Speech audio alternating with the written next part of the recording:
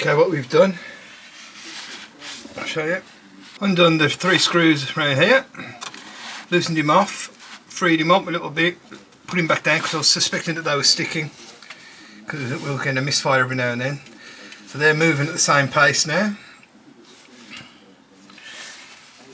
And let's have a look at how we start up now. Is she on the button? Place your bets, everybody. Is she on the button and running nice? Here we go. Oh yeah.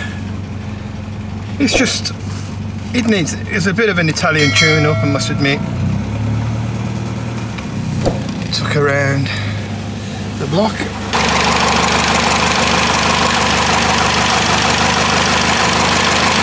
Cleaned out a few cobwebs.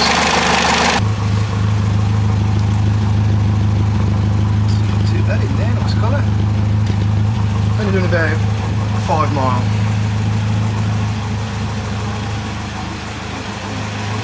She's on the button and she's back to where she normally is, purring.